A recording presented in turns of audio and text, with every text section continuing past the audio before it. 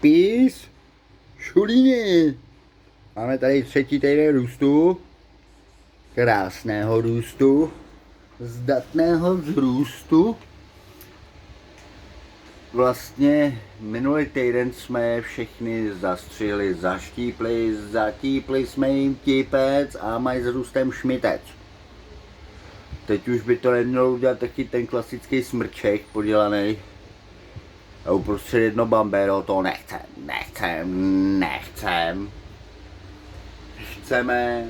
Chceme a pak si to moc přejeme. Aby to byl pěkný keříček, hustoučkej, do nějaký správný výšky vyhnaný, že jo, bavíme se o metrových rostlinách třeba. Pardon. O metrových rostlinách, který nám vynesou víc, teda měli by vynést víc, než když necháme prostě jí přirozeně růst nahoru až někam, až mi to udělá díru do stropu. To nechci. Takže úspěšně jsme zaštípli, rozvětvili,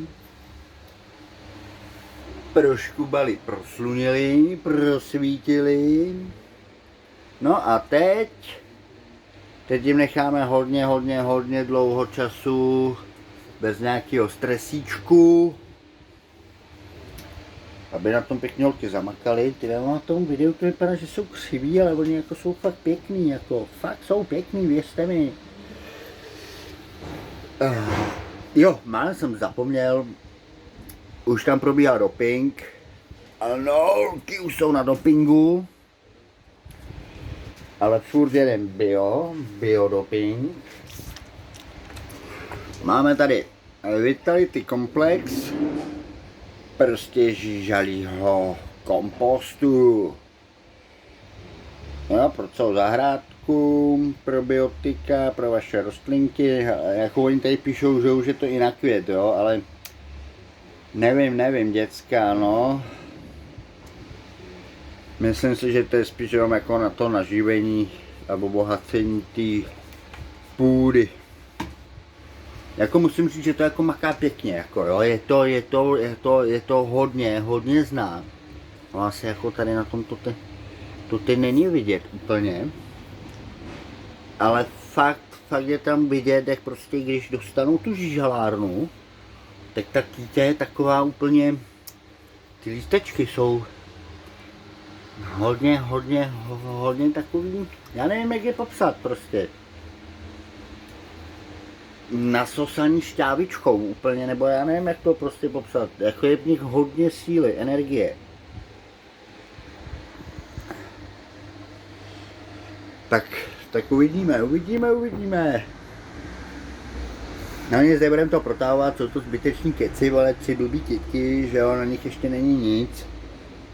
To se začne dít až o mnoho déle. No, ono moc dlouho vlastně.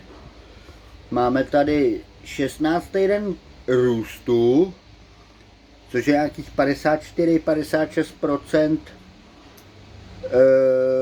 do 100% jenom v růstu, jo, co máme ten náš plán nastavený pěstební.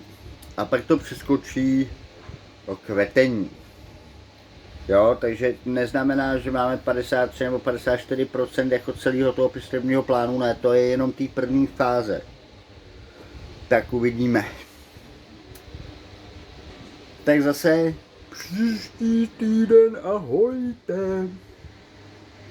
A už se omlouvám, nebudu mluvit jak čurák, prostě hele, čus banáni, příští víkend zdar, nazdar. Tak aloha. Haha.